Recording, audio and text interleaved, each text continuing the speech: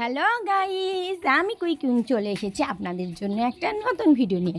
আজকে আমি গিয়েছিলাম পালপাড়াতে আমার সুন্দর সুন্দর প্রদীপগুলো কিনতে।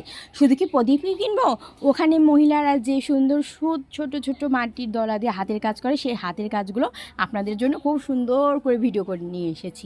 আপনারা যারা যারা আমার চ্যানেলকে দেখছেন তারা সবাই আমার চ্যানেলকে সাবস্ক্রাইব করুন, কারণ সাবস্ক্রাইব করলে আপনারা আমার চ্যানেলে সুন্দর সুন্দর সব ভিডিও দেখতে পারবেন।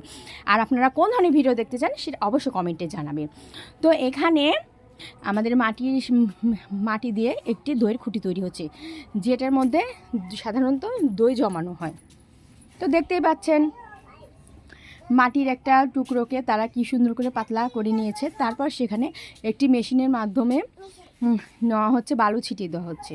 কারণ শুধু এত সহজ নয়, একটা জিনিস তৈরি করতে তার পিছনে অনেক পরিশ্রম থাকে, কিন্তু আমরা কি সেই পরিশ্রমের মূল্য দিতে পারি? তো এখানে মেশিনটার মাধ্যমে দেওয়া হলো ছাঁচে ঢালা, যেটাকে বলে ছাঁচ।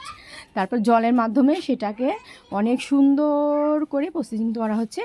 কিছুক্ষণের মধ্যে সেটা একটা খুঁটির আকার নেবে, এবং সেই খুঁটিটাকে আমাদের বড় বড় মিষ্টির দোকান বা বড় বড় যা কিছু আছে সেই সব দোকানে স্থান পাবে।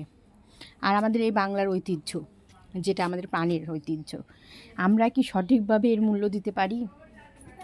সেটাই আমাদের কাছে প্রশ্ন। আমাদের নিজেদের কাছে একটা বড় ধরনের প্রশ্ন থেকে যায়। তো এই যে দেখছেন কিভাবে তৈরি হয়ে গেল খুব দ্রুত গতিতে। তাদের হাতই একটা মেশিনের মতো, অনেক সুন্দর করে যত্ন সহকারে তারা আমাদের জন্য প্রতিনিয়ত কাজ করে যাচ্ছে। মাটি, জল আর তাদের হাতের কাজ, এই দিয়ে তৈরি হয় একটা শিল্প।